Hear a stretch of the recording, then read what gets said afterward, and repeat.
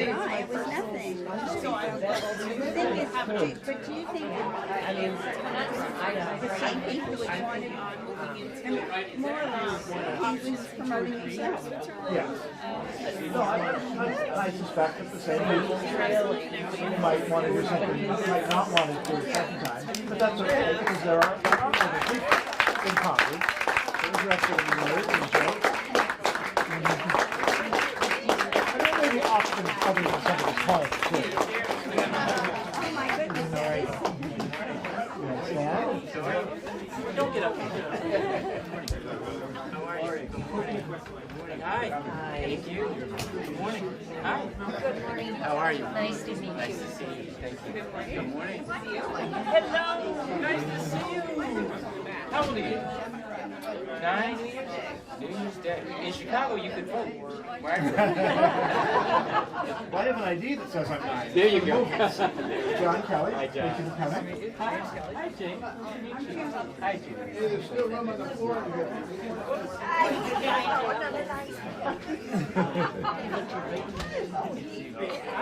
How are you? Thanks for coming. So, are you you're not involved in Phil's family? Now we're crowned. I'm very excited to be in the audience. But now that I have access to the video equipment now that I'm retired.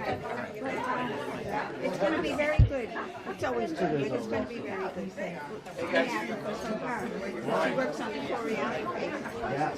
And I did read the PR so far, so I know it's Arthur and Arthur. King Arthur and it's Spamalot and Camelot. Hi, everybody. Welcome. As they say in theater, housekeeping, please eat food afterwards. That is not a request. I mean, that's an order. It's really important you don't leave us with leftovers. I'm so happy to have you all here. I saw deval Patrick when he was first, I think Barack Obama's first campaign in the parking lot, right? We talked about that. And he spoke. He was stumping for Obama. And after he finished, I leaned into a friend and said, I think he could run for president. So now that I know that that's fortuitous, Ron, I want to say something to you. I think we can win the lottery.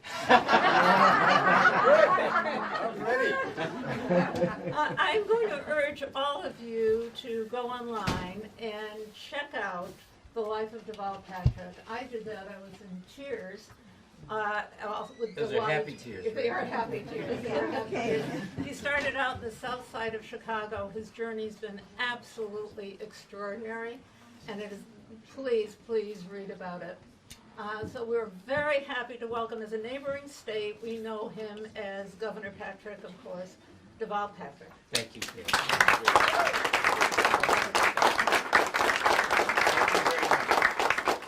First of all, can you hear me back there? Yeah. Okay. Because if need be, you can, yes. It means I have to look right at this camera in order to see you. Thank you very much, first of all, for the very generous introduction, Jerry, and to you and Ron. I gather you have, and I apologize for my back, that you have opened your home again and again and again for candidates for president and for other offices. Yes. And I saw the sign outside. Did you see it? Yes. Apparently, I am the latest functioning adult. Thanks, everybody, for coming out this morning. I appreciate it. I see a few familiar faces here, so you will know, if you know me, that I much prefer conversation than just having me talk at you.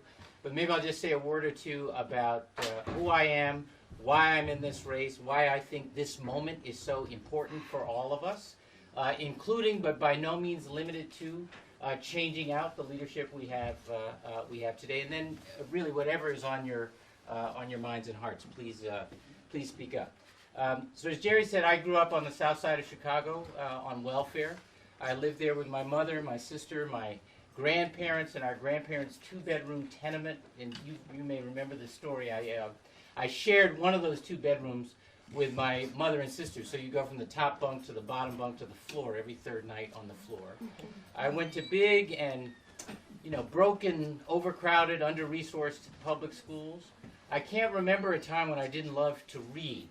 But I don't remember owning a book of my very own until I was 14 years old, and got a break through a program called A Better Chance to go to Milton Academy, which for me was like landing on a different planet. The point is, I have lived the American dream.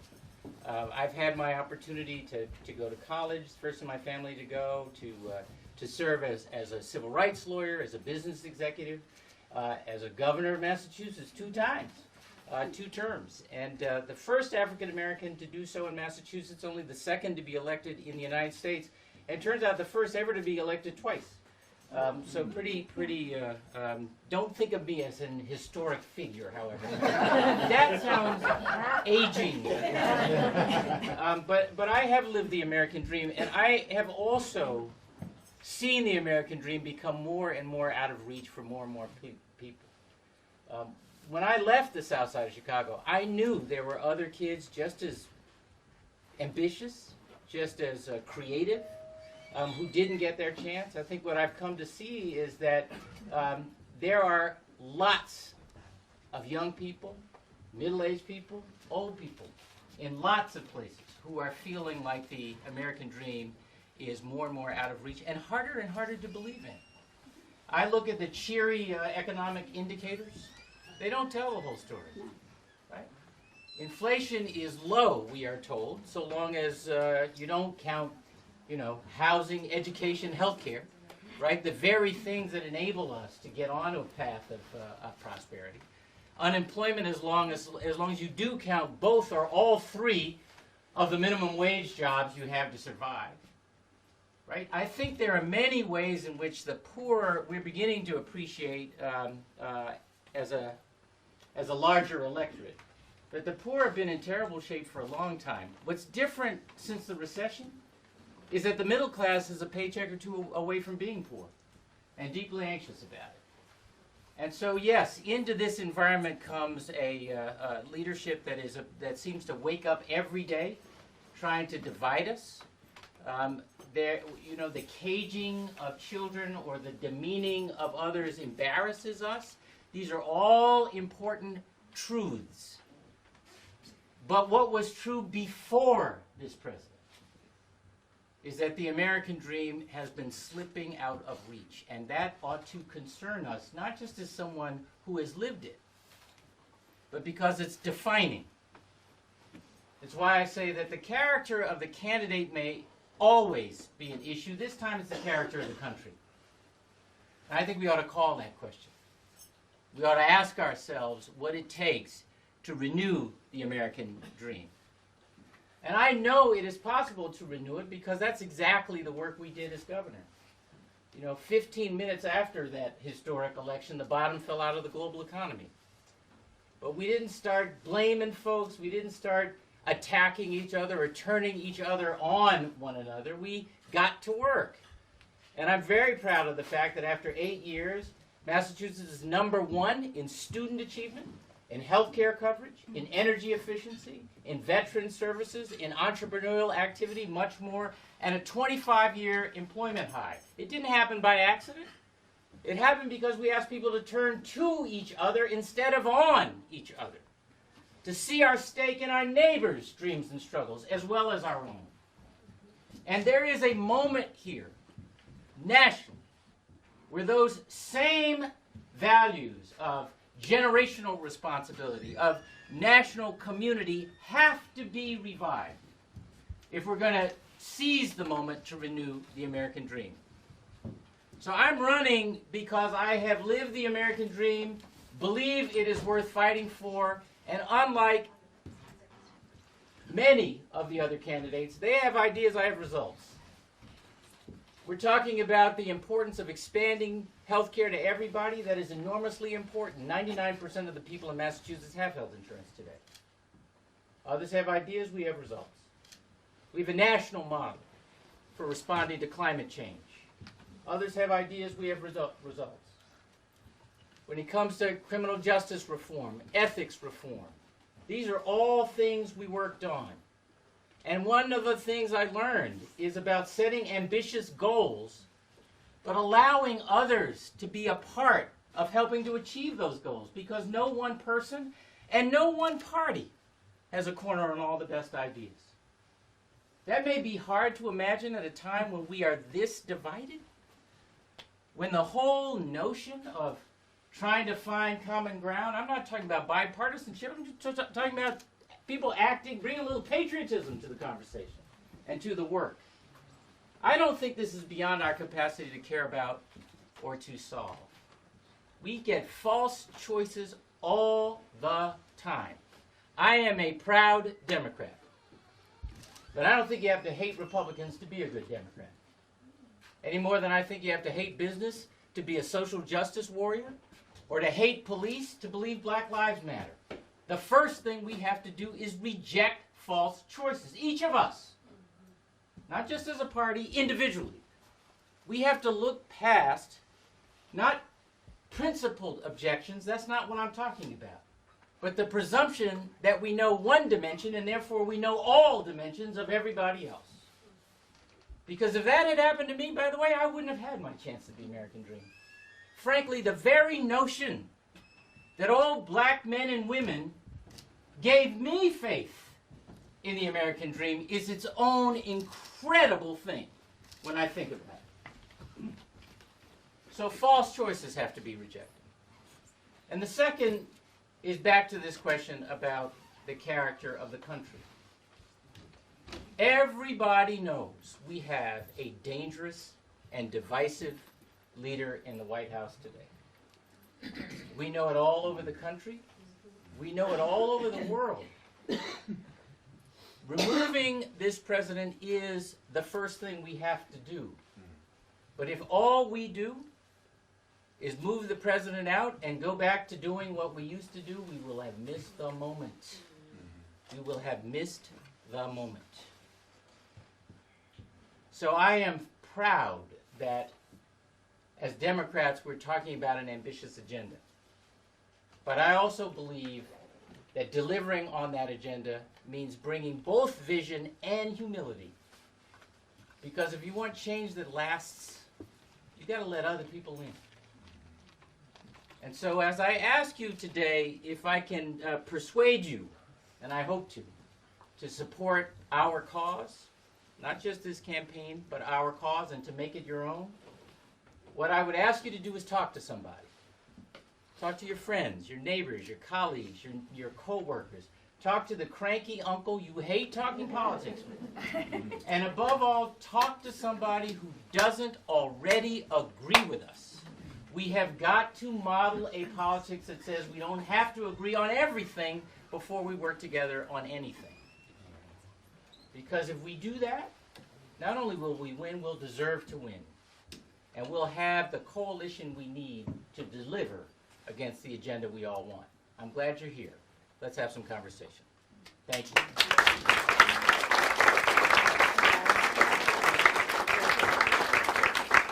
Okay, so 1, 2, 3. Anybody from the shy side over here? 4, 5, and then remember your number, and then we'll do another round. Okay? Yes, ma'am. Okay, so Just say your first name. I'm sorry, I'm Lynn. Lynn. Thank you so much for coming. Thank you. It's really Thank exciting. you for coming. It's exciting to meet you, and Thank you. you are very persuasive. Thank so. you. Stop. Okay.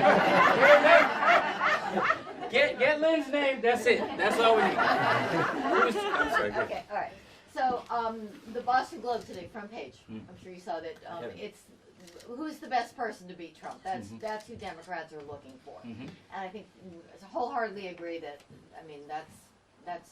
How are you the best person? Can you tell us, like, because there's so many in the field, how you're going to excite us, everybody, to come out and vote in this country to make that change? Well, it really is up to you. You got to help. I think if it were about qualifications alone, I don't want to run anybody else down, but there is a difference between having ideas and having results. And I think understanding how you get those results, having governed, that's an edge. It matters. I think and you know, there's a thing about being a candidate or being an elected official is sort of a blend of substance and performance art. And I think I learned the hard way that I had to pay attention to the performance art part.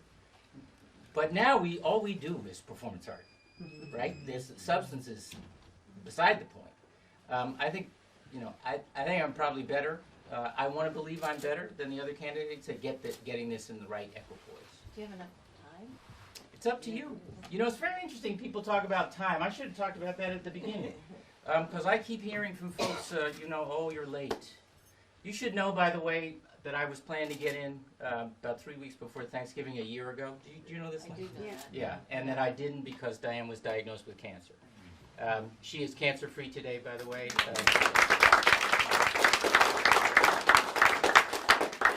When I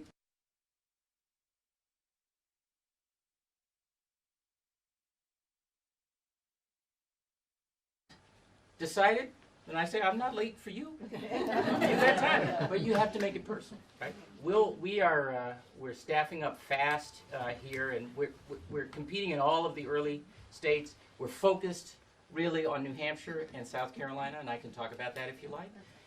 We'll be up on television and on digital ads next week. That's a step forward. We have a shot, but it will really be up to you, Lynn, and others who decide to make it personal and pass the word. Is that helpful? Yeah. Who is number 2? I'm number 2. Yeah. Hi, Deval. My Hi. name is Melissa. Hi, Melissa. I live here in Concord. Yep. I'm the mother of 3 school-age children. What ages? 19, 17, and 12. Has the attitude kicked in? All of them. All of them. Yeah. It's brutal. But something that's more brutal than living with like 3 teenagers is I'm having trouble sleeping at night because I know that there are mothers that are down at the Mexican border seeking asylum, and because of the Remain in Mexico policy, these mothers are trying to decide where do they and where do their children die.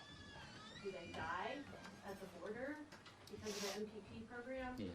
or do they go back to the countries that they were fleeing violence from, El Salvador, Guatemala, Right. Honduras? Right. And I'd like to ask you, what are you doing right now about the Remain in Mexico policy? And I'd also like to invite you to go down to the border, go across, and just bring light and lead the presidential candidates in elevating this issue of the incredible humanitarian crisis that's going on right now. Melissa, thank you for. Did everyone hear Melissa's comment? Yeah. Did you get it in the back? So, have you been?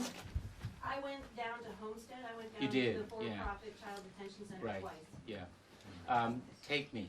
Okay, I would love to go. great. I think among the, alongside the humanitarian crisis is the, in a way, the reflection of our culture that we have moved on from this, from the, I don't mean, you know what I'm trying to say, that it's not getting the attention today in the media, and I think in many of our imaginations that something like this should.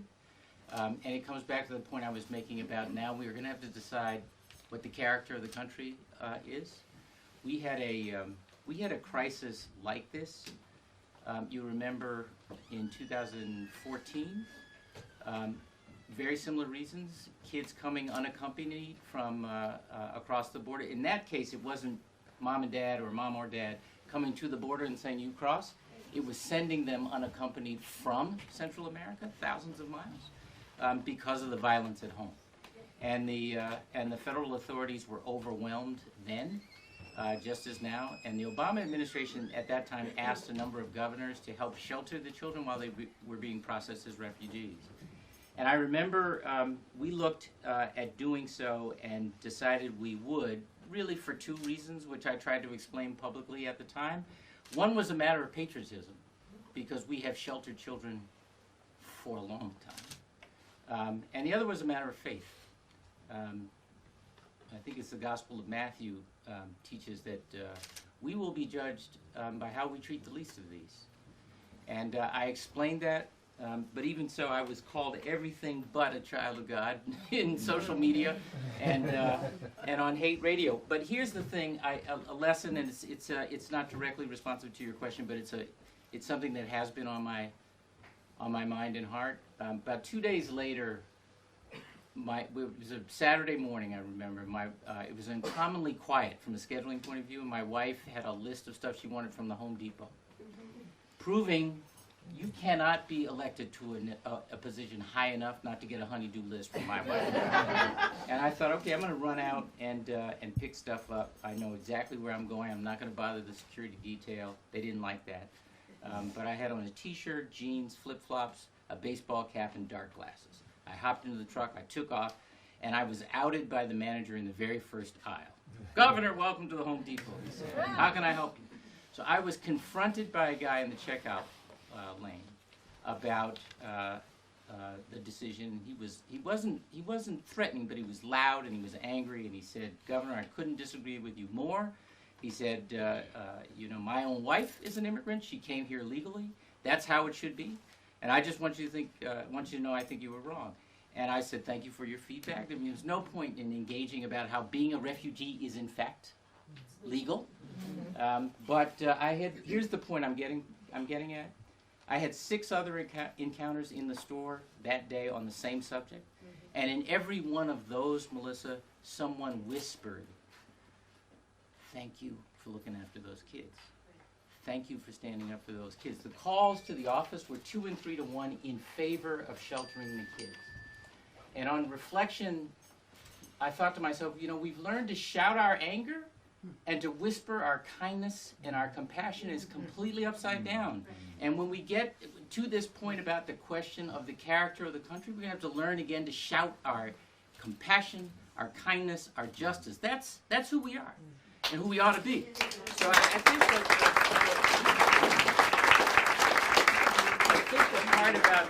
think the part about coming down before I'm elected, I'm open to that.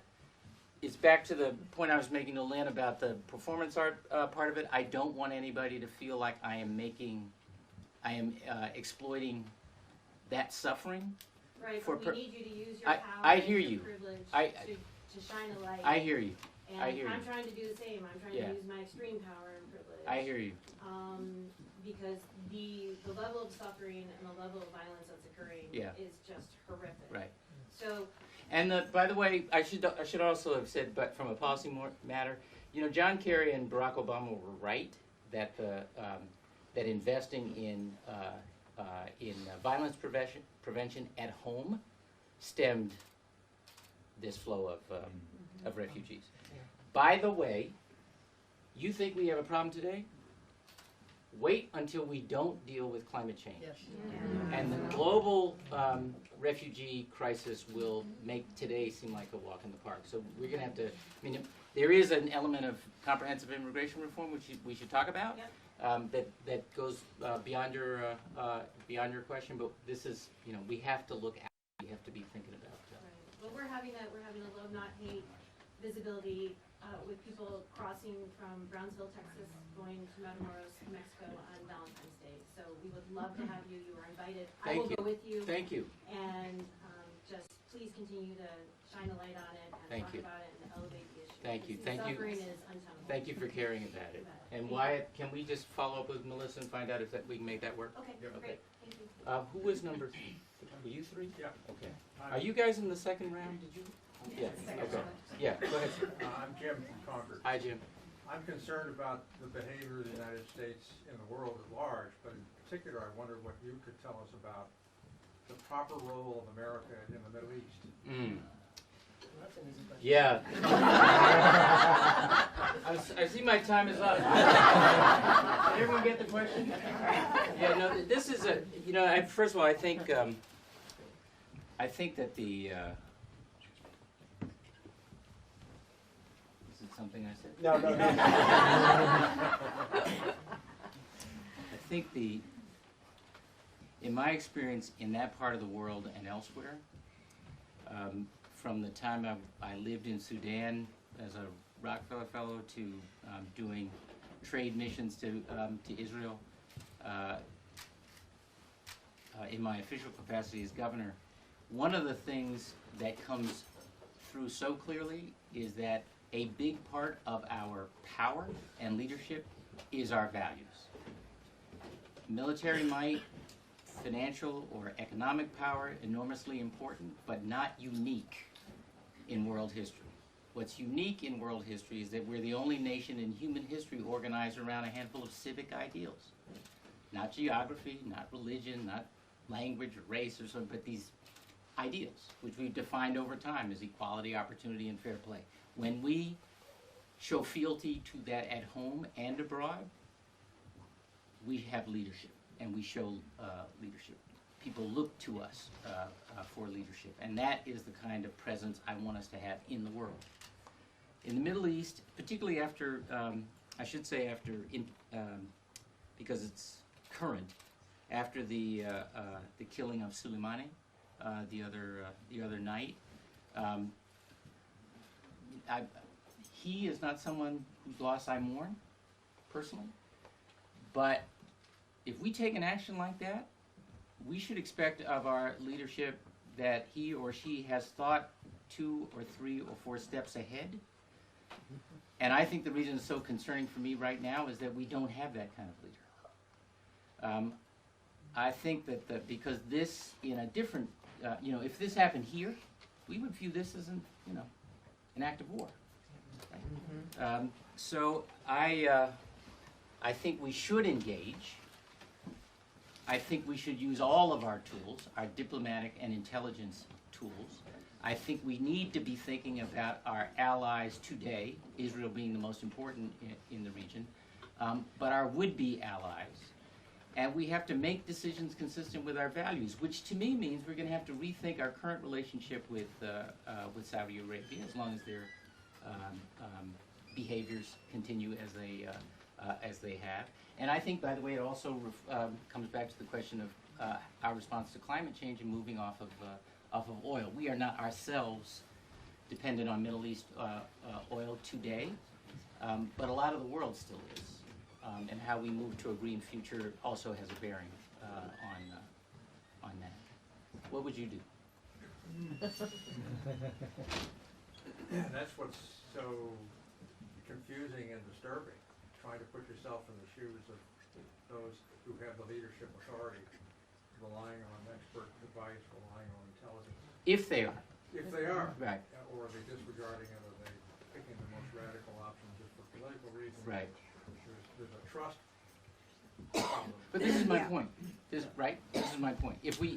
I think if we felt like, maybe I put it differently. If I am president, count on me to have actually informed myself of the intelligence available, consulted with our allies, used our rebuilt diplomatic capacity, and to have tried to think and look around the corner, because every action we take has consequence, every single one. Some we can foresee, and at least those we should be trying to deal with in front. I know some of the people who were around the planning when Osama bin Laden was taken out, and the question of who was going to call Pakistan and in what order and what's the sequence and how soon after, was it right after everybody was on the helicopter versus out of Pakistani airspace? All that had been thought about because it had to be de-escalated after the action was taken. So that kind of thing you should expect of me. Thank you. Who was number 4? That was me. Okay. Hi, I'm Kathy. I Hi, live Kathy. here in Concord. Yeah, what's your button say? And it's about climate change. Yeah. And I appreciate your comments so far about including climate action in all of these different levels of your potential administration. And I'm really concerned about sort of nuts and bolts, how we, me as a person, can get solar or alternatives applied to my neighborhood. Right. It applied to all neighborhoods. Right. Right now with the regional greenhouse gas initiative, we in New Hampshire do not apply all of the funds to energy efficiency, which is, step We number used 100%. 1. Yeah. Leadership Yeah. is really what we're looking for. Yeah. And every state is different. Yeah. So how you tell us about your vision, your leadership for addressing climate change and the way we use energy in our homes, and how it can be applied to everyone? So I actually think a green or carbon-free future is not just necessary from the perspective of human survival. I should say not just. It's necessary for human for the survival of humankind, but we can go there together. I think one of the this is what I mean by the false choices. That you know we either have a carbon-free future or we wreck the economy. It's just completely wrong. I mean, our experience in Massachusetts was that we used 100% of RGGI proceeds to invest in energy efficiency. Right. The subsidies were mainly for poor and working class folks who couldn't do it on their own, but there were incentives throughout. We closed the last 2 coal-fired power plants. We had a statewide and then regionally tailored response and recovery plan, and we invested in infrastructure behind that. We didn't finish that work, but it was there. Right. And then we grew this alternative energy and efficiency economy. Right. And the clean tech job growth was one of the couple of sectors that brought us out of recession faster than most other states. So when you think about, you know, that it's, I was trying to make this point yesterday, I think in Exeter, that, you know, that none of us has gone to coal country and made the case that they have a place in what's coming. And nationally and historically, America does innovation pretty well. We don't do transition so well, which is to say we get around to the impact later, if at all. And so the anxiety is high, right? But nobody's gone to coal country, and I haven't yet either, but I will. And said, you know, in effect, look, the Stone Age didn't end because we ran out of stone. We got a better idea, right? We have a better idea. Right. And you be a part of it. Now let's say here's a part of the carbon-free future that belongs here. I don't know what it is. Is it wind development? Is it blade manufacturing? You know, here's your stake in this. We are so afraid of the future. And I think of America as shaping our own future. That's the mojo we have to get back, right?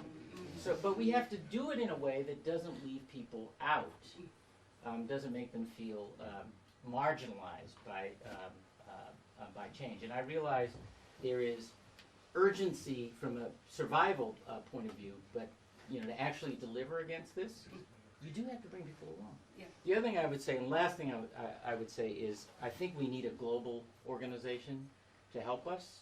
I think it's probably a new organization. I'm not talking about joining. I mean, look, we will join the Paris Accords. That's a kind of a day one thing. Yeah. But the Paris Accords standards aren't enough. Right. And so how we get to the next stage and bring other, not just other states, but other nations along, Yeah. I think we do need something to hold us accountable. That is, that around which we have leadership, but we are not alone. It's a coalition of nations. Make sense to you? Yeah. Yeah. What else? What have I left out? Well, Would you do the carbon tax, by the way? I think there's lots of ideas out Yeah. there, and I think there's a lot of change, Yeah. like you were saying, Yeah. to accompany this. Yeah. But I think there are subsidies that to the fossil fuel industry that, I mean, they're older than most of us in this room. That really aren't needed for these companies anymore. I think there are a lot of. It's funny. You can count on the subsidies for the oil and gas industry. You cannot count on the subsidies for the It wasn't solar. included in the Right. budget this year. Right. So, you know, those kinds of pieces need leadership. Yeah. And that's what I'm asking for our next president. Thank you. Thank you. Was 5? Were you 5? Yeah. You've already answered the question. I'm Sally from Concord, but I did want to just say, my question was, you're late. What are you going to do about it? So, do you have any? Have you made up your mind? No. I'm not ready. Let's sit up here.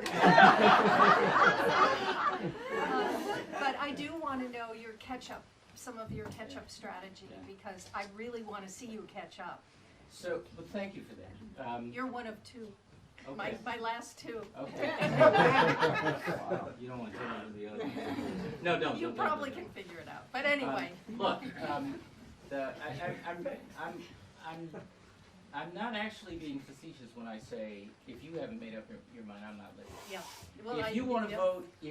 vote, what the polls say, what the pundits say, if you want someone else to tell you where your vote belongs, I may not be your guy. Yeah, And I'm not saying that because I'm not yet at the head of the polls. I'm saying that because you have to decide. I'm sorry, I'm not picking on you. No, I But get I'm- it, I get it. But you have to decide, not whether you're going to take a chance on me, but whether you're going to take a chance on your own aspirations. Okay. Your own aspirations. And I'm asking you to do that not as an act of faith alone, but because I've actually delivered against Yes. many of those aspirations. Yes. I don't know all of them, all of yours, Yeah, but the things that we know we have to reform big systems, right? We know we have to reform the healthcare system, not just the health insurance system, but the healthcare system. We know we have to reform the tax system. We've got to fix the immigration laws, refugees, and beyond. But we also need a strategy for growing the economies out to everybody and not just up to the well-connected. And I've worked on that too. And if we don't understand that this is not just a question of redistribution, it's a question of how we create an economy that has a place for you when you are ready. And there are some things government can and must do to make that happen. And so we have a strategy, we're calling it the Opportunity Agenda. We'll be rolling out in about a week or so, which speaks to that. I don't think anybody else is speaking. Thank you. Thank you. Okay, round two. 1, 2, 3, 4, 5. I'm sorry. That's okay. 6, and then we'll start again. Okay. Did you have your hand up? Did you have your hand up? I'm sorry. Round 7. Okay. And then we can go again. I'll try to be shorter with my answers. I'm sorry. So hi there. I'm a German citizen married to an American, and I have 2 quick questions. Welcome. Tell me your name. Tobias. Tobias. So my first question is about your healthcare plan. Do you support a Medicare for all, or do you support a buy-in option? And the second question is, how is the relationship with NATO and the European Union going to be restored under your leadership? Okay. Did everyone get Tobias's 2 questions? It's usually 1 per customer. How many? Can you speak up, please? Speak up a little bit. Did you get the question over there? No. Yes? Okay. How many of you support Medicare for all? Raise your hand. Healthcare. No. Punchline! Zip my lip. Where I was going with this is that there are so many different things people mean by the same slogan. Right. One of the reasons I hate governing by slogan. I believe in universal care. I actually believe the next step for us should be a public care. If that public option is Medicare, I'm very comfortable with that. I'll tell you why, and that has to do, and maybe I should be talking to you because you're a Medicare for all person. That has to do with I think there is a value, Tobias, in the creative tension of an insurance industry that's having to figure out what kind of product to deliver to compete for the people who will move in mass to that no-cost or low-cost public option. And that's good because it's another incentive to drive system costs down, which is a problem for us. Unlike in Europe, it's just a very big problem for us. And I think there's also a value in having a tension that causes Medicare to have to step up its game. Because frankly, if you are eligible for Medicare today, and you buy a supplemental insurance policy in the private industry, in the private market, because Medicare doesn't go far enough. So I think there's a lot to like about that creative tension. One of the ways we got to 100% of children and 99% of others in Massachusetts is because we had this big, broad coalition of policymakers and healthcare providers and insurers and patient advocates and labor and on, faith leaders who were at the table to develop the solution and then stuck together because we kept learning things. I think I signed 3 or 4 major healthcare reform bills after the one that Governor Romney signed that took effect the day I took office. And I think that's how healthcare is. We have to keep learning. The issues in cities are very different from the ones in rural communities. In places where you have high-speed internet access, the cost equation is radically changed by telehealth, for example. So there's a whole lot to learn in a very complicated system, and so I think having a public option, free for some, affordable for others, is the right next step. And by the way, to my point, talk me out of it, right? Not here, but I mean as a part of policy making, that's how it is, right? This is what I think. We want to get to 100%. Here's how we do it. Somebody else has a better idea. Let's figure out. Right. You know, let's argue it out and let's use data to get there. On the question of NATO, and I should have. Is it? Sorry to meet Jim. Jim, I should have made this point to Jim's question when I was talking about our role in the world. I think we have to renew our relationships with all of our allies and make new friends. They may not want us. No, I understand, but we need them, and they need us in the end.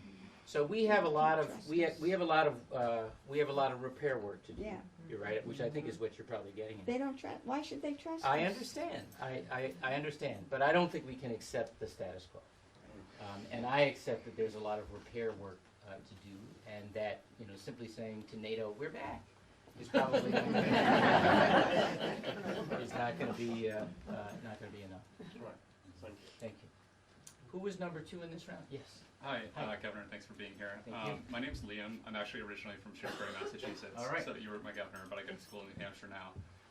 And my question is, and I think you kind of hit on this point earlier, but a lot of candidates have wonderful plans, but not as many have a record of getting things done. But when you look at like the state of Congress today, and then the makeup of the Supreme Court, like how do we turn those plans into things that are going to last for generations? Yes. So my question is, do you support any of those like small democratic reforms, like ending the filibuster or reforming the Supreme Court, or increasing the size of the House? So you want more? Please don't tell a member of Congress I just said that. We're going to thank you for the question, Liam, and the practicality of actually moving our agenda, I think, is not a formula for trimming our agenda, because I think what we saw from in President Obama's time is that being the party of no is what Republican leadership, anyway, is committed to. I'm going to say 2 things in response to your question. First, we have a democracy agenda, we're calling it, which we're rolling out soon, which is about trying to respond to all the ways we've treated our democracy as if it would tolerate limitless abuse without breaking. The gerrymandering, the amount of money, much of it dark, the influence of lobbyists, and actually a feature of this is universal national service, because I think frankly we don't know each other. It's one of the reasons why it's so easy to divide us. I am supportive of the end of the filibuster until it's used against stuff I want to get done. And I think the other thing, we were talking to some legislators about this earlier, I am reluctant as a would-be executive to get into what the rules in the House should be or in the Senate, because in my experience, legislators don't take kindly to that. And it's whether it is the solution or not. I think that we also have to be, we have to pay attention to how we build the party, build the bench, and actually compete in places where Democrats haven't competed. Right. As we get traction, and to Sally's question about late or later, like you said, I'll tell you what I'm interested in doing, and that is having an initiative alongside the campaign. We have to get our own traction first. That is all about campaigning alongside Senate candidates. We ought to go to Kentucky. We ought to help Amy. Yes. You know, that should be a part of what we're trying to do. We won't be able to get all this done in 2020, but we do have to be thinking about how we build our bench and how we build our strength in the Congress. On the question of the Supreme Court, Liam, I'm a lawyer, and so I'm sort of, 9 seems right. Not this 9. 9 seems right. I haven't thought through whether the right thing to do is to term limit the justices or expand the size of the court. I know those options there. I just don't have an answer to that. Thank you. But I hear your point. Yeah, yeah. You know, the whole system has to work in order for the agenda to happen. Yeah, thank you. I get you. You were 2, right? Are you 3? Okay. My name is Christy. Christy? I'm Christy or? Christy. Christy. I'm very personally concerned about the Trump administration's war on journalism. Yes. In particular, the persecution of journalist and publisher Julian Assange, Yes. who is just said recently that he is slowly dying in prison. Yeah. So what action specifically would you take as president to defend this journalist? Well, I don't know enough about him to offer a point of view. Hello, Julian. But I think that the persecution of journalism and the twisting of the First Amendment so that it drives it justifies propaganda is wrong. And I think, you know, what I can do is model a different behavior. Believe me, journalists made my life hard when I was governor, but that was their job. And the accountability necessary for successful democracy is a big part of what journalism is supposed to be about. So I totally get that part. And if that is consistent with what Mr. Assange is about, I hear that. But I'm not well enough informed about him to offer a solution for him or a promise for him today. Okay. Thank you. Were you 3? I was. Okay. Who were you 4? I think I was Okay. 4. We were discussing. Come on! I'm not asking for much. Governor. So, but it's between the 2 of you. One of you is. I highly recommend both of us. Okay. Do you know each other? We all know each other. I know, what a ridiculous question. You're the one we don't know. Yeah. Come on. My name's Al. I'm from Concord. Al? Thank you for being here. Yeah, thank you. And I hate says, you know, get all binary on you here about being suspicious of the other side. Yeah. But I do worry about the financialization of our economy, the growing power of Wall Street and hedge funds and Private equity. capital and private equity. Yeah. After you're governor, unlike when you're a kid in Chicago, you had every choice in the world. You could have, I imagine, been a college president or run a company that made stuff, and you ended up at Bain. Can you explain what you learned there and whether private equity firms serve a purpose that I don't recognize? Did everyone hear the question? Anybody not hear the question? Good. Can you explain what Bain is? Alan? Yeah. Yes. So Alan's asked me a question about why I went to Bain Capital after I left being governor. By the way, we don't have term limits in Massachusetts. I have a term limit named Diane, who said 2 terms and that's it. And why I didn't go do one of the things Alan thinks I should have done. I went to Bain to found a new investment fund to invest in companies for social or environmental impact. And I wanted to demonstrate that this notion of trading return for responsibility was another one of these false choices. So we invested in, for example, a company that diverts green waste from landfills where it would otherwise turn into methane and recycles it and sells it as composted soil or ground cover. We invested in a company that was delivering dental services to poor kids, which is a chronically neglected part of our economy, and Medicare and Medicaid don't work there or haven't worked there. And we found a company whose model was built on that. We invested in a company that is creating tech. These are not startups. These were companies that were trying to scale. That was creating tech hubs in, if you will, second or third tier cities where the downtown's been hollowed out, as a way of spreading the innovation economy out and helping to revive downtowns. Those are great companies who need capital to expand. And that is the role of capital in markets. I am a capitalist, don't get me wrong. I am not a market fundamentalist. I don't think markets solve every problem at in everybody's life.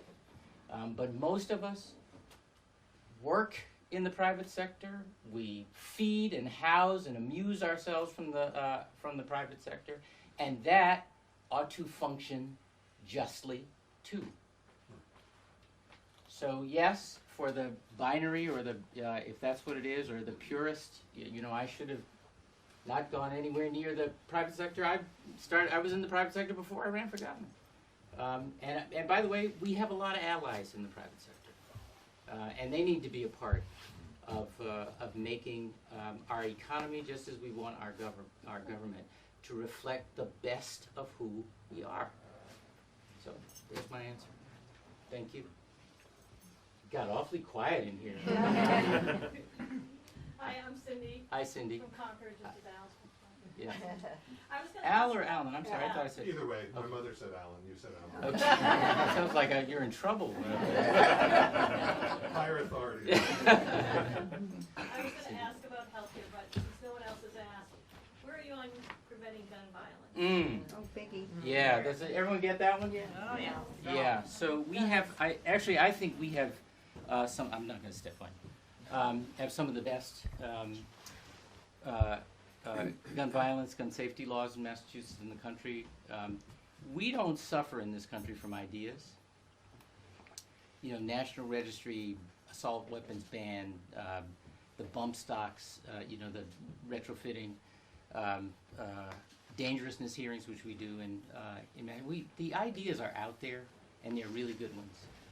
We can't get anything through the Senate, and it goes back to Liam's question. That's what our democracy agenda is about. We have to deal with the political obstacles we have. We have to go right at them and call them out. We got here not by accident. We got to where we are right now not by accident. These were hard right movement folks who've been bit by bit by bit putting in ways to assure that we're not going to get democratic outcomes from our democracy. And I believe that has got to be a central focus, not just of the campaign, but of the agenda in my administration or whoever the next Democratic president is. We won't get it done just like that, but we have to. Gun violence is one. Choice is another. There are a couple of these big issues where there is broad consensus in favor of taking some steps that will make us safer, but that don't happen because moneyed interests have way too much influence on the system we have today. If you were gonna take the steps, how far down that spectrum would you go? What do you mean?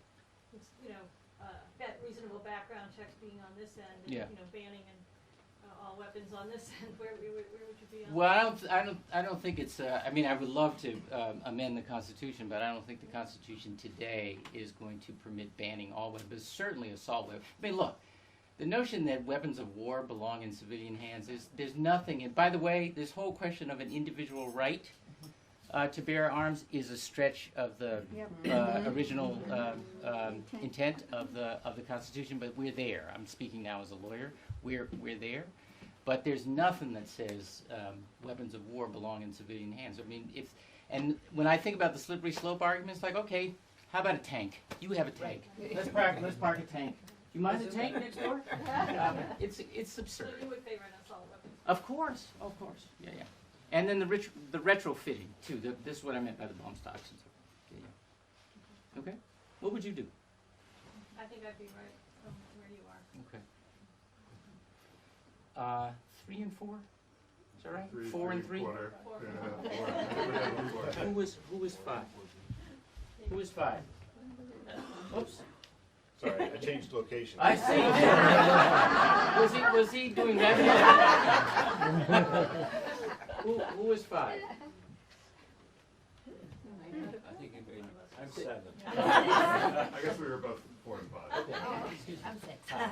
Hi, I'm Liz. I'm from Concord. Hi, Liz. And I'm a teacher. Thank you for your And service. thank you. This is my 31st year. Wow. And great. kindergarten. Mm.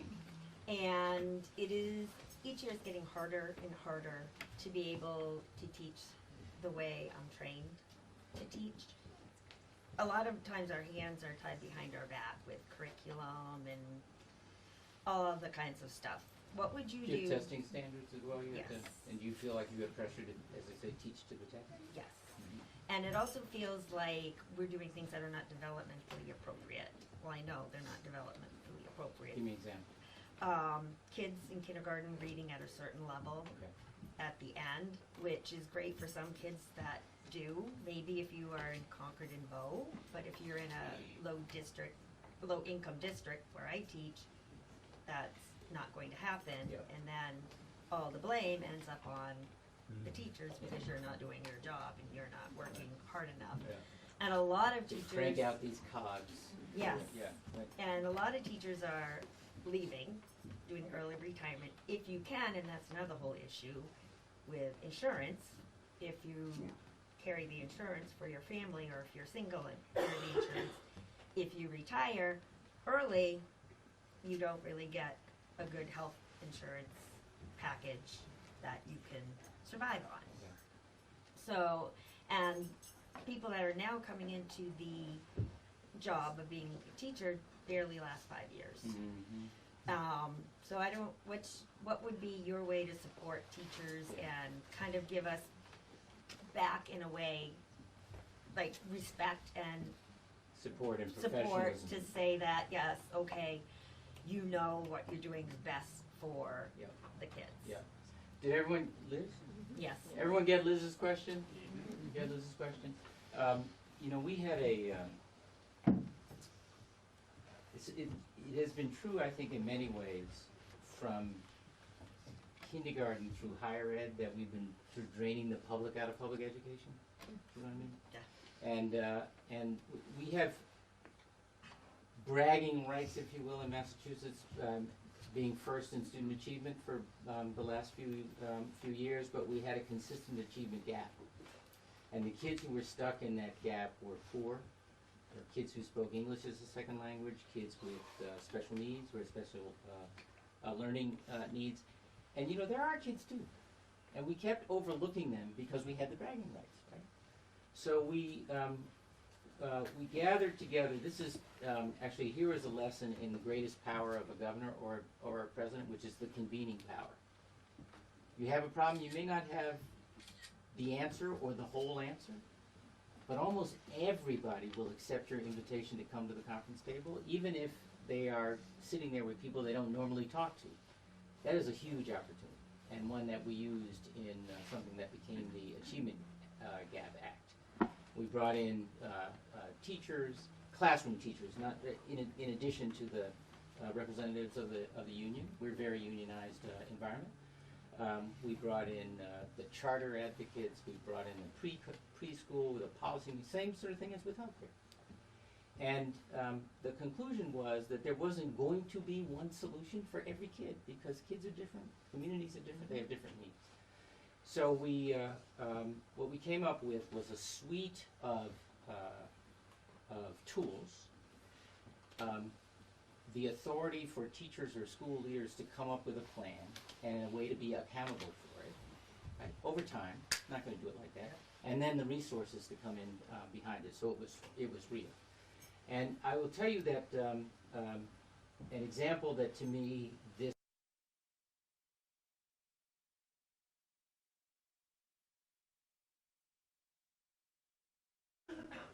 class or schools or communities needs was hugely impactful. There's a school called the Holland School, I think it is, in Boston, that was described in Boston. You know, no matter how tough it was at some other school, they'd say, at least we're not the Holland School. And I went to visit them about a year and change after the bill was signed, because I heard they were using all of the tools from the achievement, longer school days, smaller class size. They brought in City Year to help with truancy and mentorship. I mean, just they were on it. And in a year and a half, they went from one of the worst in the city to one of the best in the state. Because every child has it within him or herself. You know, there's nothing like, and I say this when teachers are not in the room, because this has been my own life. There's nothing like a well-prepared teacher in front of that classroom, supported, who loves those kids. There's nothing like it, because some of it is not the content. That's a part of it. That's a part of it. But that's and depending on the age. But at every age, some of it is, you know, Ms. Liz loves me, and her expectations of me are high, and so my expectations of myself better be high. And so I get it. I think I get that point, and that's how we responded in Massachusetts. We have some unresolved. We have a whole lot of unfinished business in America, but we have some unresolved questions about the role of the federal government in K-12 education. I happen to think it goes back. It's a question of race, and that's why it's unresolved. Because the federal government got very involved through desegregation, and that is unresolved work. But look, in a knowledge economy, which the global economy is becoming, we need everybody, on the field, prepared, and that economy is a different economy for reasons you will understand. Everybody in this room understands. So we have to be thinking about a whole range of skills development that may not come at the same time for every child, and may not in every case be hard skills. Some of them are soft skills as well. So you do like small class sizes? Yeah, I mean, it's interesting. Some of the literature differs from you and me as you get older. But look, when I was in kindergarten, I craved attention because I couldn't get it anywhere else. I mean, you laugh, but I know that was true, and I know the fact that we got the kind of attention we did from the teachers I had and they've remained in my life ever since. My 6th grade teacher until she passed away. My 3rd grade teacher was at my inauguration.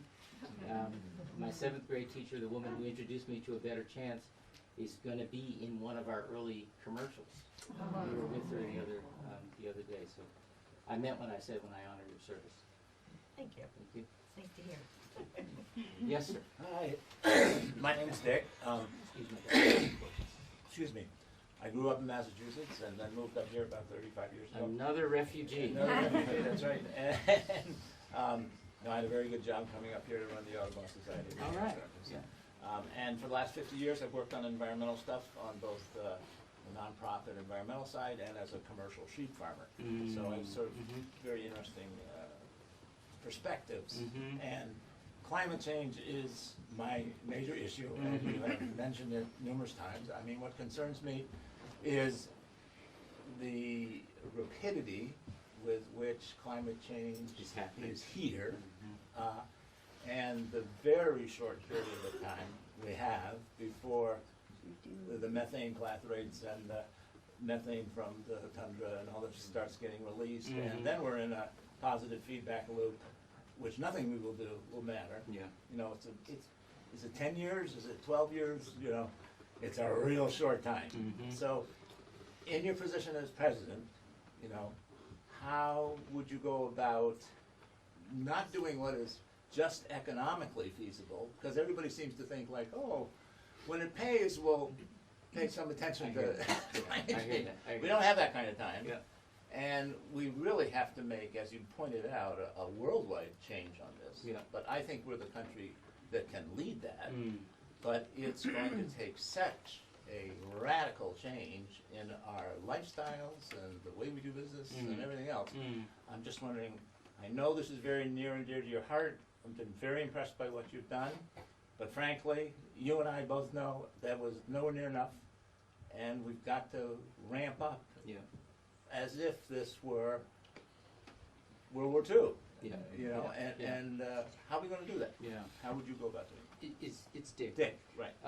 We went to Cedar Rapids 2 days after filing here, Cedar Rapids, Iowa, and and we visited a community where the river had swollen to, I want to say, 30 feet above. Yeah.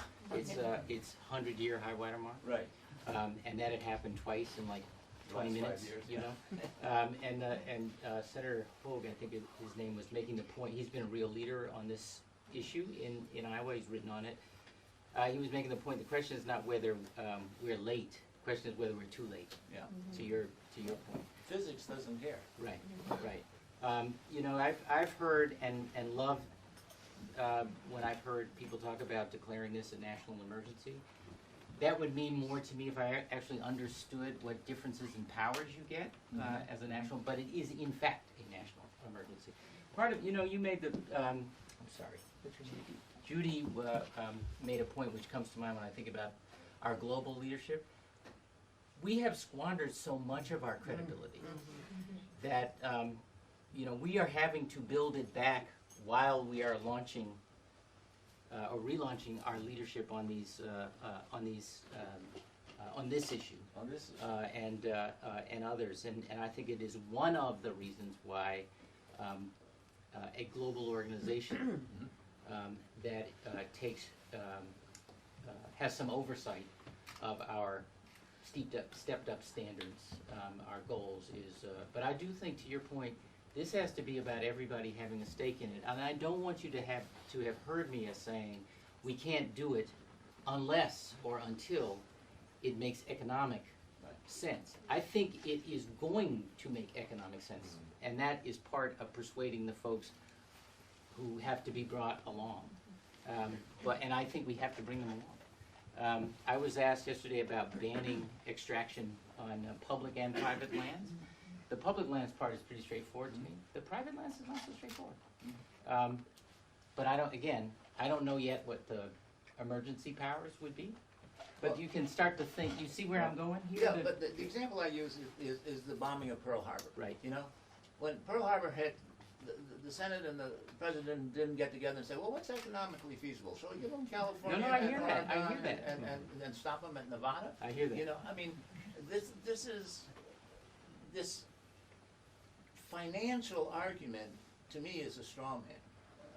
It's but it'd be so hard, Dick, and we couldn't possibly do it in time. And yeah, well, what's the alternative? My grandchildren are going to see 5 to 6 degrees Celsius. They're going to see temperature rise. They're going to see what's happening in Australia. Exactly, it's here. Dick, I want you to hear me. Yeah. I am not saying we have to wait until we have won that argument, the straw man. Right. I'm saying we have an answer to that argument today. We don't have to accept it. We have an answer. We have demonstrated in Massachusetts and elsewhere that we don't have to wreck the economy in order to address this. This right. That's the only point I was trying to get at. Yeah, totally. But it's going to require a level of intensity and speed that 95% of the population in this country is going to be very uncomfortable. Well, strap in. If I'm president, strap in. Governor, we have time for 2 more questions. Okay. So you were the last in this round? Yeah. Are you raising your hand? I do have a question. Okay. So 1 here, 2, Who's 1 and 3.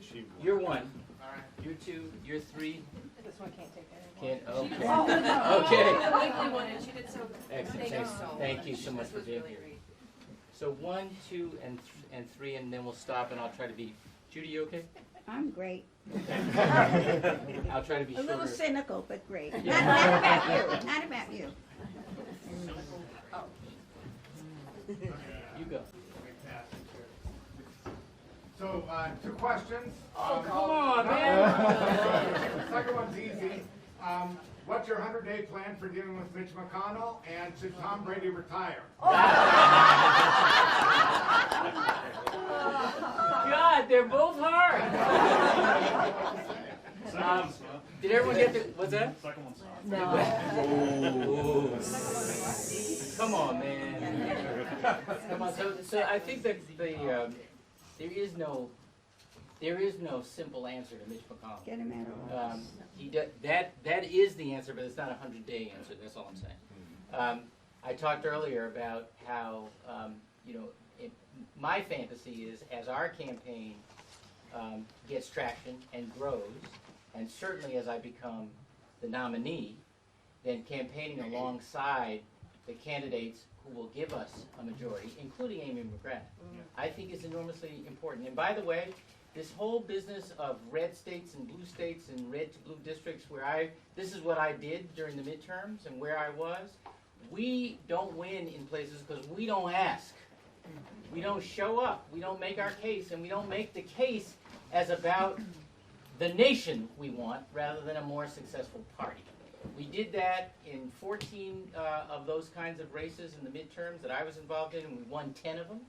And we lost 3 by a hair, and 1 was only decided after they had a do-over because they cheated so badly in North Carolina. So I think we have an opportunity. This is what I mean. This moment gives us much more opportunity than we may appreciate to define or redefine, reinvent the character of the nation. But we have to take the case to everybody.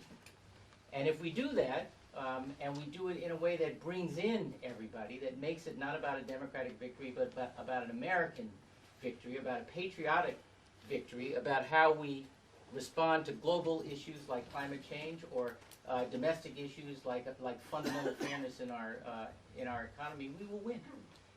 And that means we win the Senate and the House as well. This work I am so fired up for. You have no idea. The second one, I'm not so sure.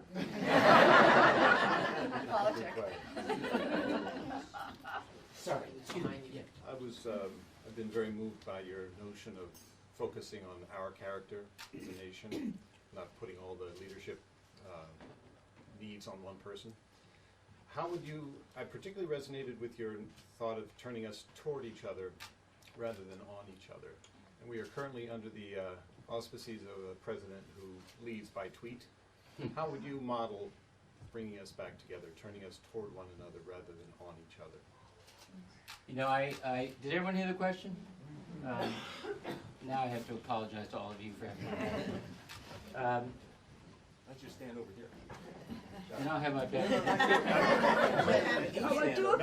I just didn't want to block That's 5 okay, people's come on view. over. Okay. Tell me your name. Tell me your name. Me, Jed. Jed. I think the notion of policy by impulse and tweet belittles the office of the president.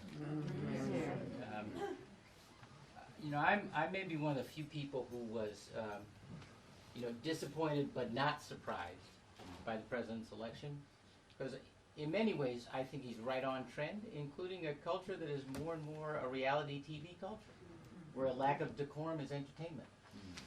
I'm not like that.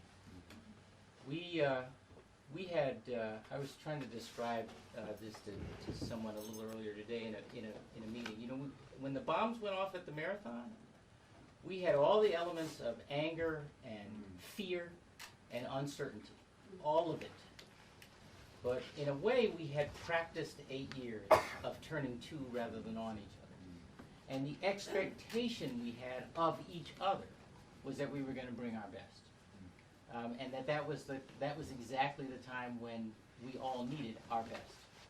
So law enforcement, first responders, the medical community, which executed a plan we had developed and practiced about how to triage injuries in a mass tragedy like that. All these folks, not one who had a life-threatening injury. I'm not talking about the 3 people killed, but the life-threatening injury who made it to hospital was lost. Not one. But it wasn't just the officials, right? It was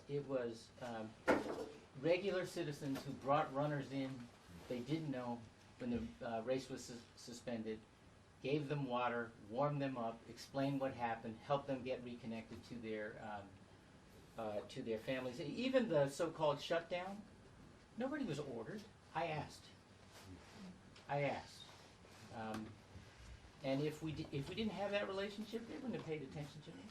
But we found 2 terrorists in a haystack in 100 hours, right? Not knowing how many there were. We didn't know that until the very end. That didn't happen by accident. We had modeled a different kind of behavior for 8 years. So I think I think that's my answer. Yes, ma'am. Susan from Concord. Hi, Susan. I like what you said about money distorting, or not, don't like the fact that money does distort democracy, but like that it's a focus of yours, but could you be more specific about what is possible to do legally?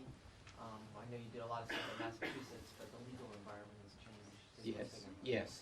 So Citizens United has to go. I think I think there are at least 2. I mean, we should amend the Constitution, and we should not be uncomfortable about calling for the amendment and working for the amendment of the Constitution. There are a couple of other things I do while we're in there, by the way. But the other thing that has been on my mind, I have not tested this with experts who can help me, is this. You know, the predicate to Citizens United was a decision by the court that defined companies as people, which is absurd. When you think about justices who call themselves strict constructionists, and then they can get to that kind of conclusion, you've got to be kidding. But what if we had legislation that that defined a company as not a person? We have legislation that defines what a company is. What would that mean? And I'd like to explore that, because I take the point that amending the Constitution is hard. It's supposed to be hard. But what do we do short of that? I will tell you that many Democrats, I think, are rightly concerned about what is so-called described as unilateral disarmament, right? That we say we're not going to do any of that, while the other side does a lot of that, and then we get out-competed. I don't think money is the only factor in competition, but it is a factor. So certainly the dark money, and then I think we should have limits on the on campaign contributions. And if I had my druthers, we publicly finance presidential, at least, and maybe Senate and congressional as well. But I will tell you, I have not scoped out what that costs and what that means. But it would change a lot. What would you do? I'm stymied by the Citizens United in terms of a quick thing, constitutional amendment. I mean, I'll be dead before that happens. I'm not so sure. I'm not so sure. Times. Yeah. I think term limits would help because if your job is to raise money to stay in office. Well, so this is why I say to this point, my friends who are members tell me they spend 50–60% of their time raising money to keep the job instead of doing the job. Yeah. Right? Yeah. I mean, it's miserable.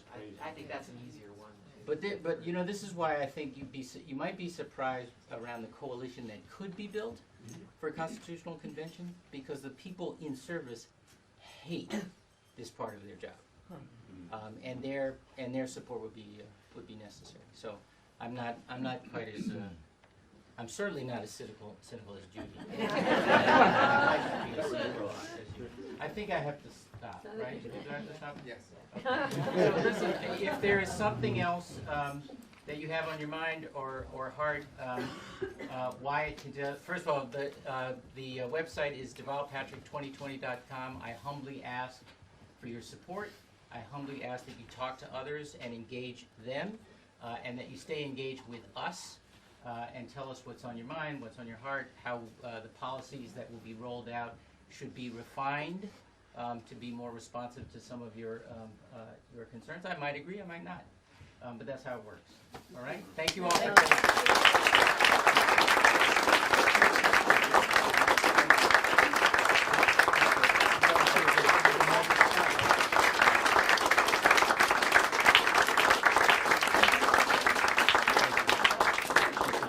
Well, not so humbly say there's a lot of food. So eat up, please. Thank you, Ron and Jerry. Did you bump your head? No. Yeah, a week ago. That's why you have those crazy dreams. I was well, maybe. I bumped myself. But I also have who left the use my in the middle of the night to get up to his perch. I think you got to move that. Easier said than done. I need a chair to stand up. Jim Cruz's partner.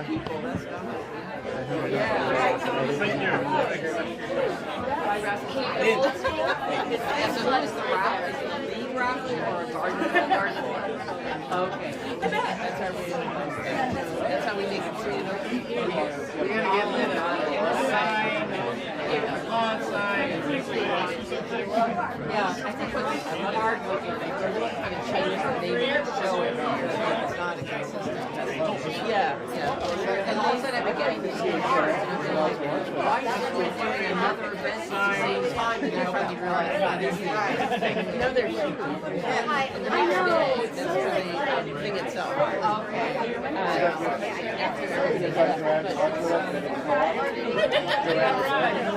They have such early, they jump on tuna, and they give them all kinds of free. I've just done it, like, I've been asking them from the beginning, can we start working together? And just in the last, like, 5 days, they're all over, and criticizing how she's done it.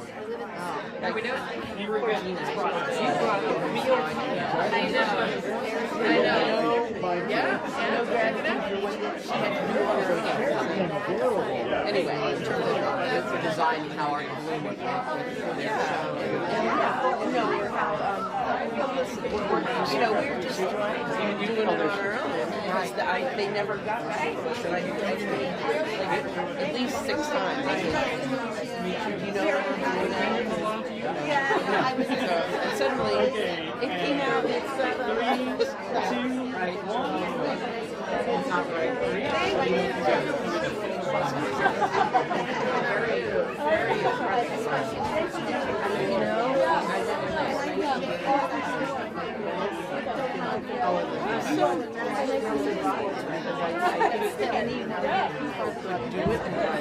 I wish I could vote for 1, 2, 3, top 3. Because I did do the thing that they did in the newspaper.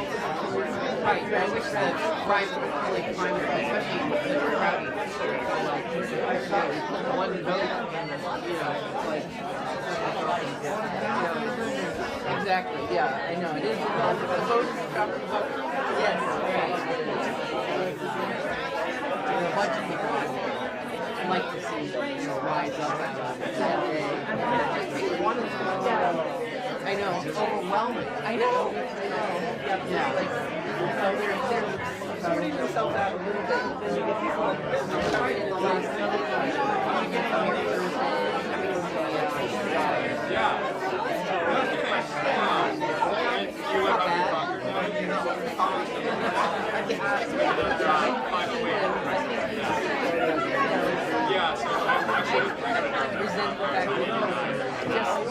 Because he's independently wealthy.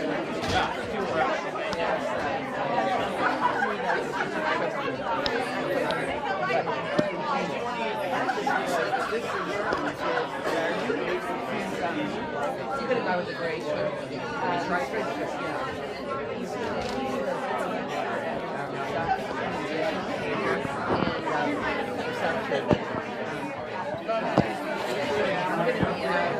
writing workshop with him and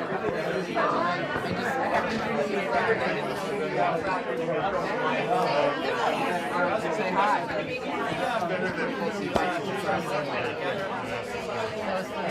We all know each other.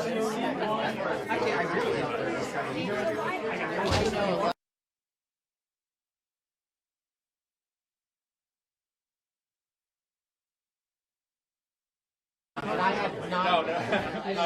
Someone bring a chair. I actually have one that so I have one for years now. Yeah, you were Maybe. I'm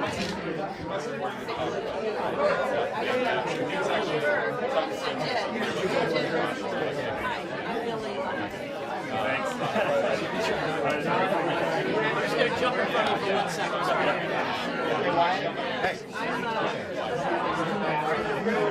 Yeah, so I'm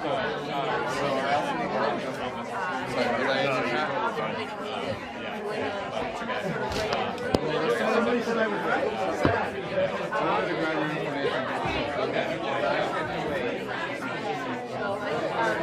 I really nice job.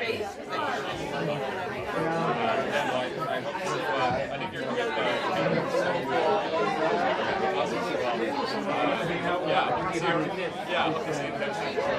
Thanks, Governor. Thank you very much. Thank you. Nice to meet you.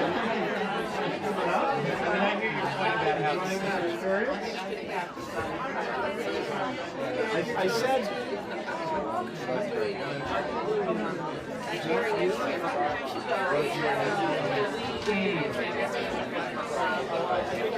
work on saying goodbye to our host. I think you got another fight to eat water, but you got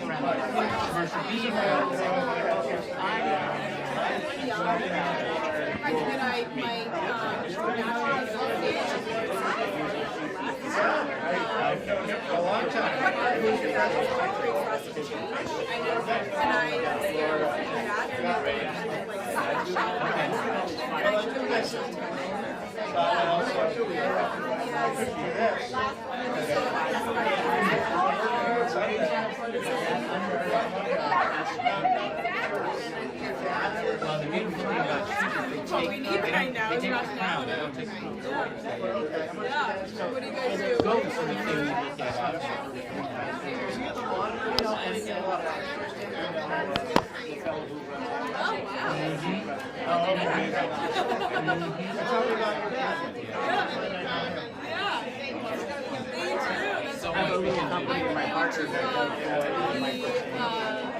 You already have it. It's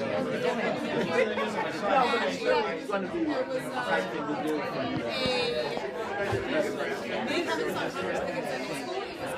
Conversation about what, you know, like the genesis story was versus like that. That's a great story. You know, like I think with science and I drive the super. You're in.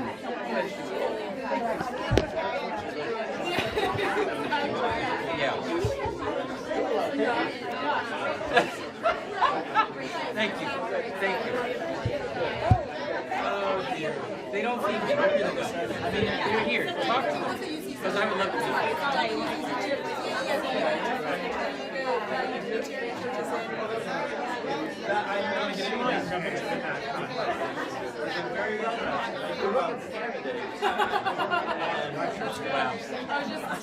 Wow.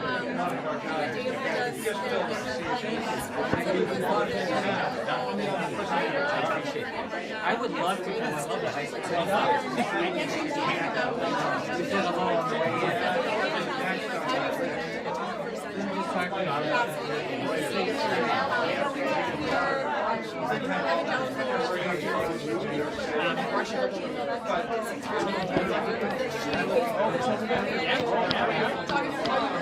was just saying you must eat, so it's more time.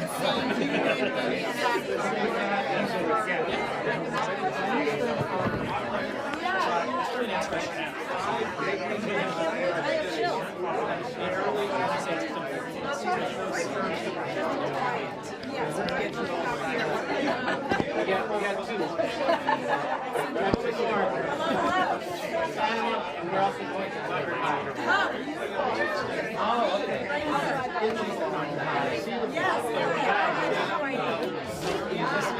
Thank you.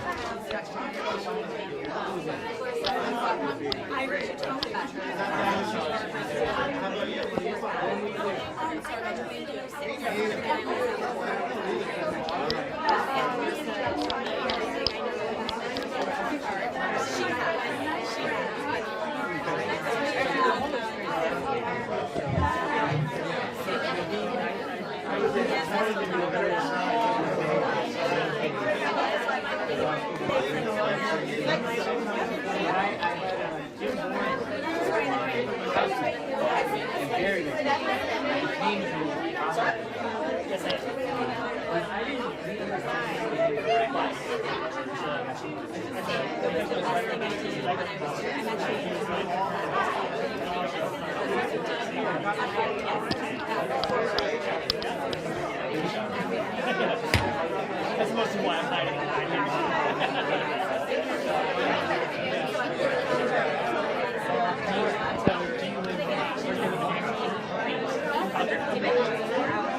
Oh, that would be great.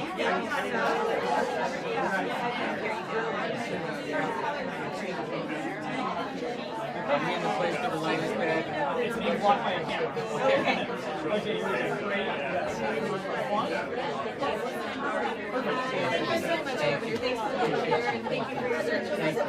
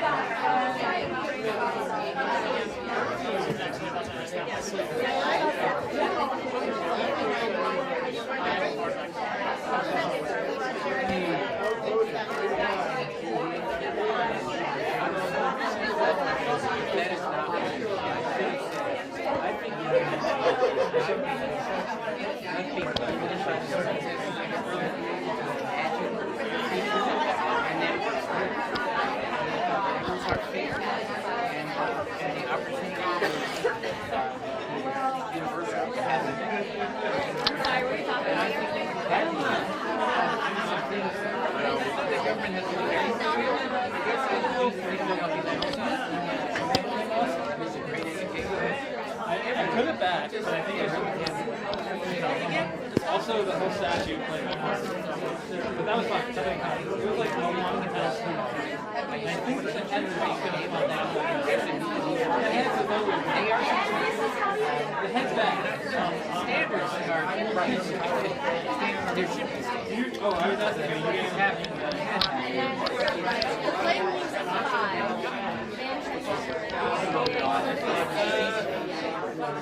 But it was usually like you're going to do this. It was the substitute giving teachers what they needed to actually meet the needs of the kids. Yes, that's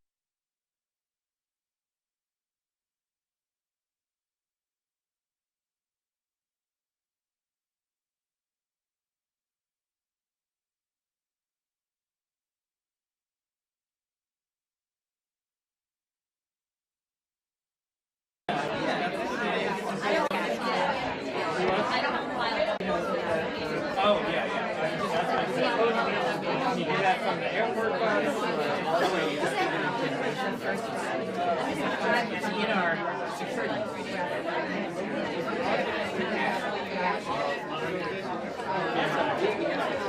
Yeah, do you want to see the video?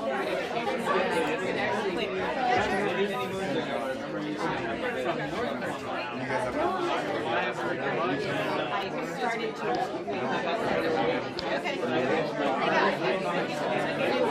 Okay.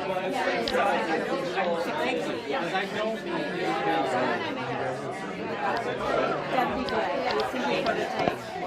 Yeah. Would you be willing to be? Yeah, if you just make one with that, that'd be good. Yeah, I know. That'd be all right. And then I'll make up the Google Docs. No,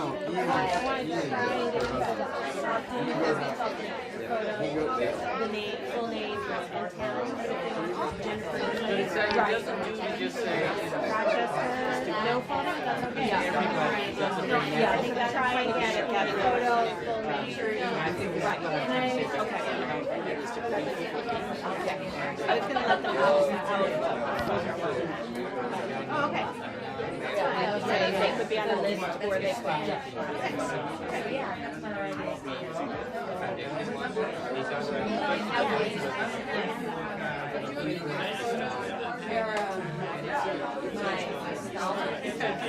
well, I'm already talking about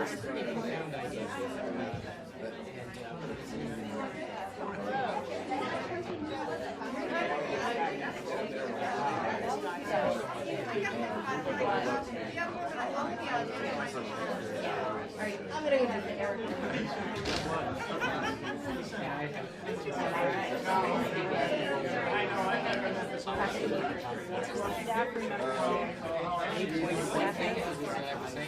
Oh, right.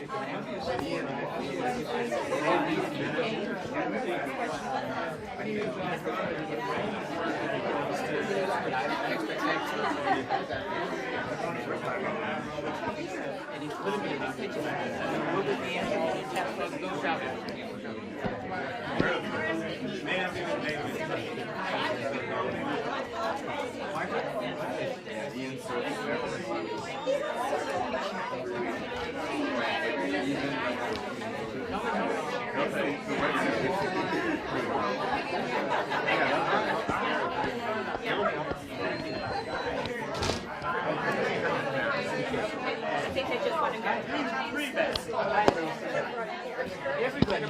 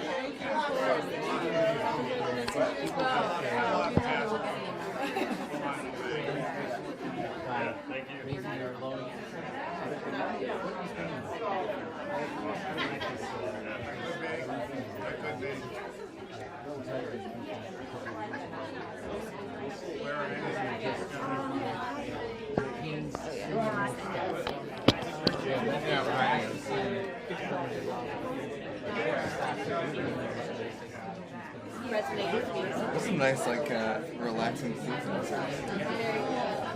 Cool. In here. Who else? I know it's Buttigieg and Bennett. Who's the second one? Oh.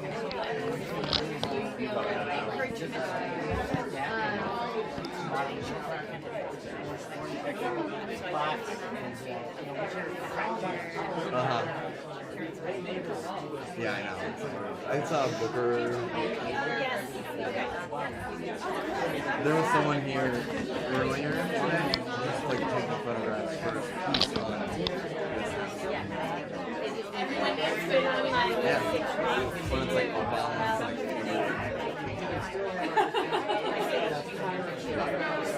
yeah.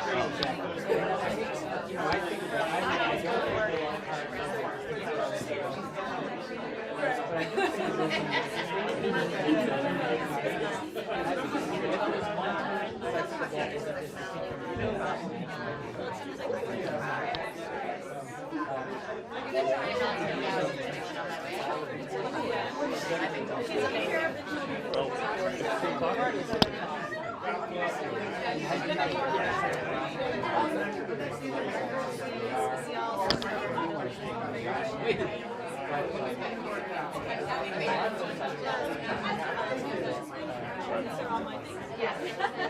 Yeah, domestic and sexual violence. By the way, he's gonna keep the Kugel as the traditional Kugel.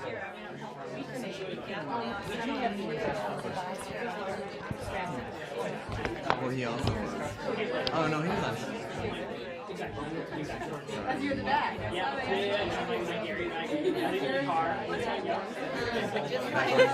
Mine is like 1 second. We'll do it after that. That's good. We won't have to go.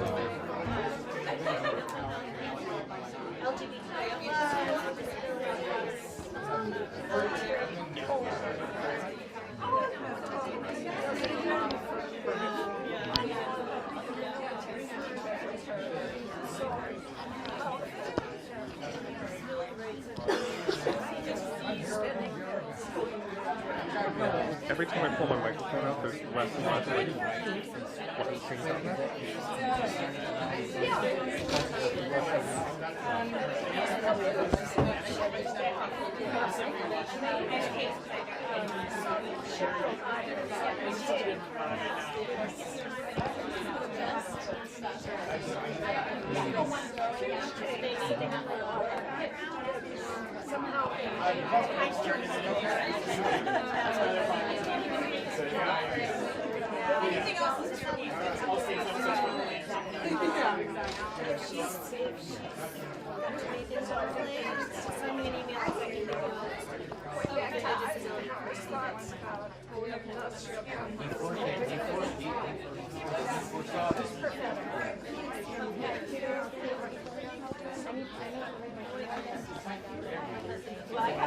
No, I was like,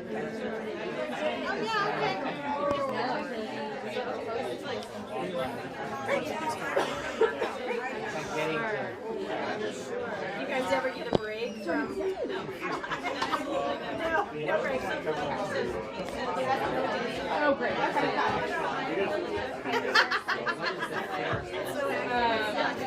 Staff, you're welcome to.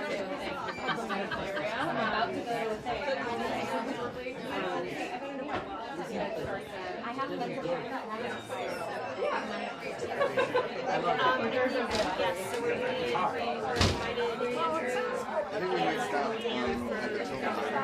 think we might stop at the yeah, on our way up there. I think he's just gonna grab a bite to eat and say hi to whoever's being off the record. I am still here. This game might not happen today. Fine. This game might not happen until March. That's also fine. Same here.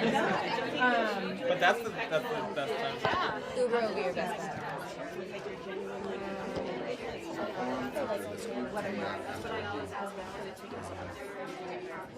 Last time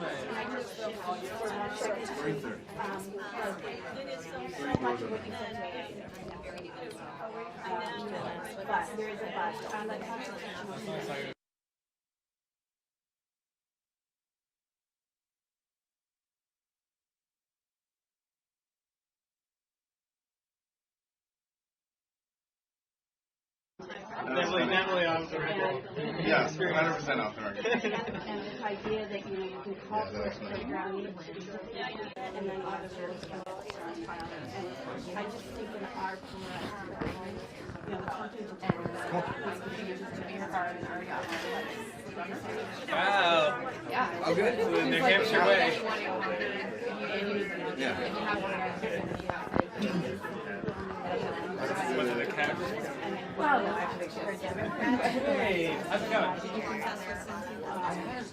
You know, other issues. Waiting for the right candidate. No, I'm almost. Oh, over there. I thought you just meant Janet. I haven't yet. No. I have to tell them about that head.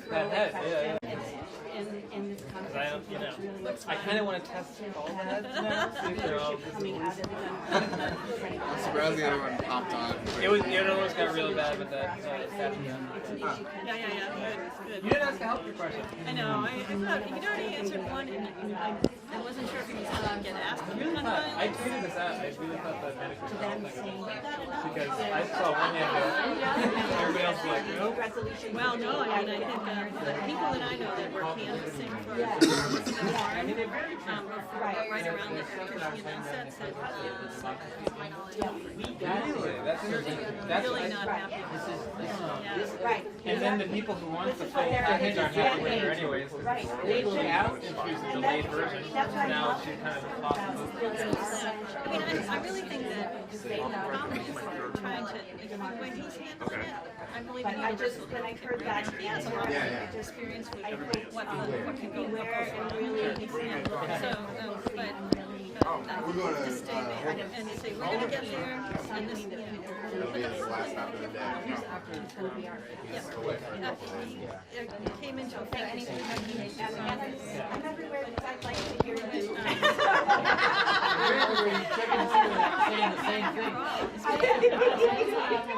So, we shift the cost over to the private payers, so if you put everyone on everything about Only a few weeks left of the primary, but I really want to talk to rural hospitals because that is a big thing for me where it's like, have you looked at where Medicare rates are, you know, here or not? I know. Like just sort of. Well, in the rural hospitals where they're critical access hospitals, they get paid the cost. They're getting paid on their costs based on their costs. So it's a little bit different for them than it is for the PBS hospital. Okay. So it is pretty but, even for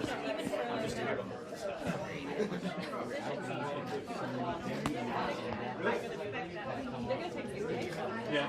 So, because right now, what Medicare is like,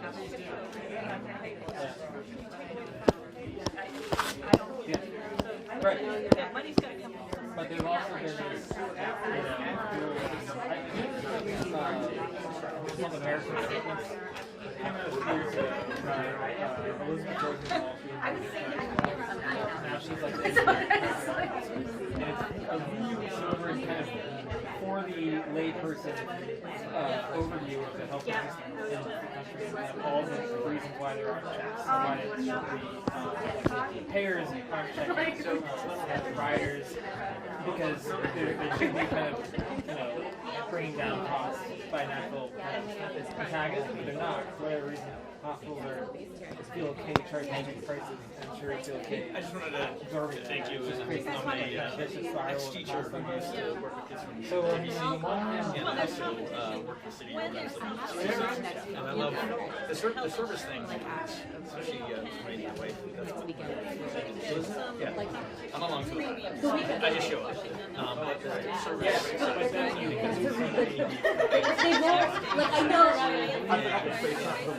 at least like you, and I think that's part of it. I don't think I don't like one way to make everything up so that maybe. And then if a movement happens, then they might like well, I think if you did the education kind of subsidy model, we have the Peace Corps, then you have the military, why not? The city of Allen did a good job with that. among many of Yeah. Yeah, I was surprised about but again, I really appreciate you. That was a great model, and I'd like to see it done now. Yeah. Sure, you have some Well, not all at once. You got the last piece right here. But he has to get it back first. behind you. Always get what he makes. Always get what he makes. No, Jerry did the Google and I just did the breakfast. Yeah, just. If you have some, well, at least go in there and take a look. Few minutes with these guys. I'm talking to you. I don't have anything new to say. Back. Earlier in the event, you're like, the press is so important. No, you don't. Okay. All right. You're going to call me on that? Gee whiz.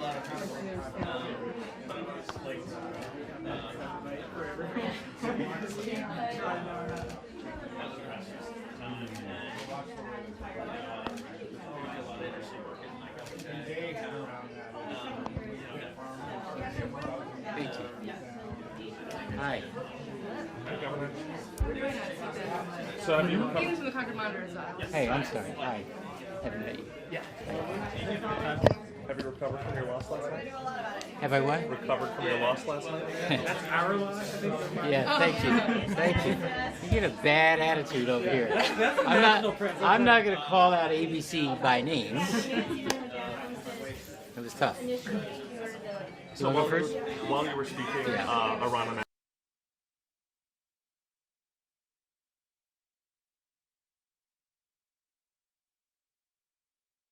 the limited knowledge that we know right now. First of all, this is what I was talking about and what others have been talking about in terms of not anticipating or thinking through what the consequences are to an action like the one we took a few nights ago.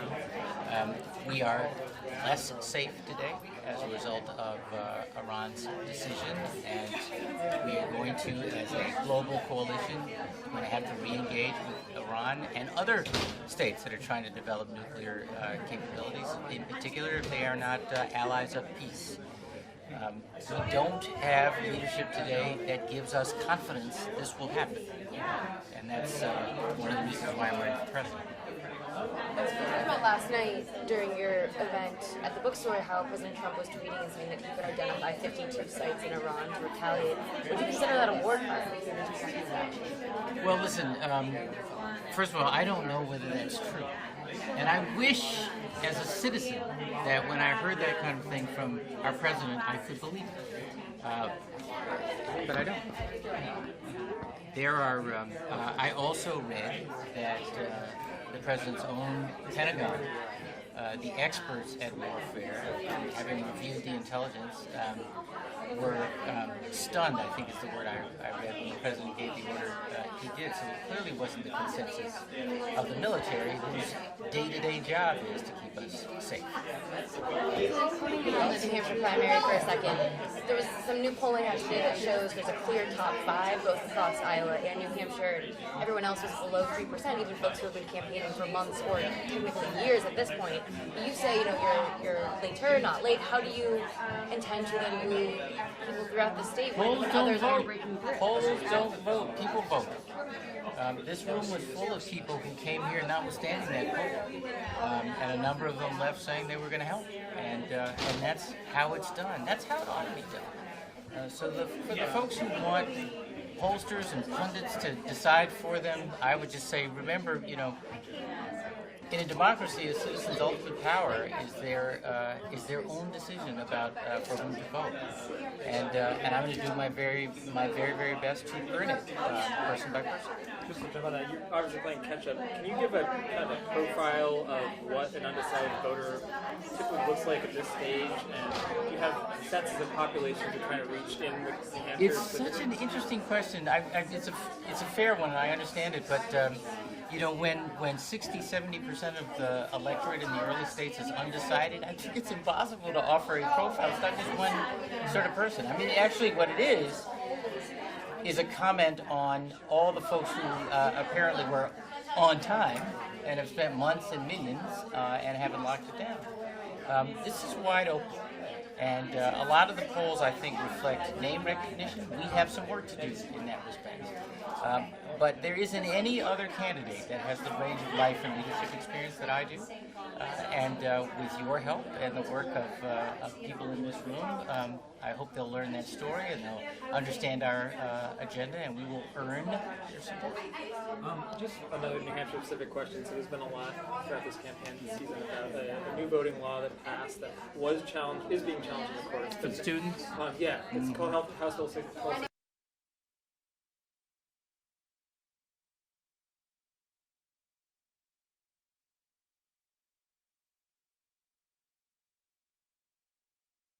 So first of all, I think all votes count. Every person counts.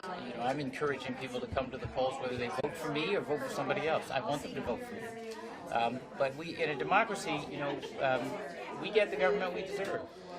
And if you want better government, if you want more engaged government, if you want the president to show up in between primaries and not just in time for the primaries, I hope folks will come out and they'll vote for me.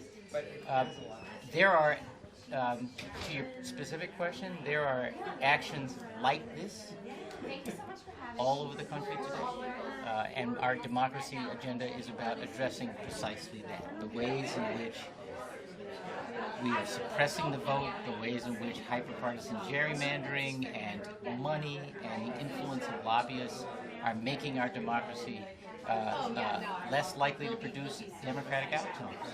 And if we really believe that participatory democracy means something, is about who we are, then we've got to make it easier to access the ballot. So I talked to one of the people who asked you a pointed question about Yeah. His the point that he was making is that he doesn't totally disqualify it, but he thinks that after you serve in public service, for instance, Hillary Clinton as Secretary of State, you have a fork in the road of whether you want to continue doing public service or you want to make money and have a career in private service. But once you choose one path, you can't choose another. That was his opinion. That is not what the founders intended. The beauty of our system is that people were supposed to be able to come and go from private life when they felt like they had something to contribute. And the fact is that most of us work in the private sector, house and feed ourselves from the private sector, amuse ourselves in the private sector, and we ought to want that to be fair and just and responsible as well. So yes, there will be some who say, only a career politician or someone who is in a not-for-profit ought to be eligible for their vote for those folks. I may not be their guy. To return to public service? I'm just curious. No, as a matter of fact, I wasn't. I had a wonderful time, not every day, but I had a wonderful time as governor, and as I said, we don't have term limits, but my wife was clear that after 8 years it was time to come home and get reacquainted with the family and with her, and take out the garbage from time to time, and I was happy to do that. But I think there are lots of different ways to serve, not all of them in government.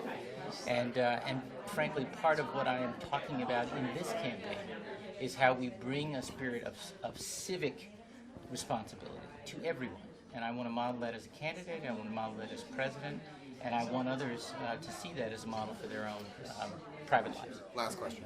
Just one last one about the New Hampshire primary. I'm curious because, yes, you got in late, but do you think... You keep saying that. I know, forgive me. But do you see this primary at all as a referendum on traditional retail politics in the state? I don't know. I know it's a great question. It's hard to say yet. What is apparent is that Democrats are united around the importance of having the next president be a Democrat this year in this election.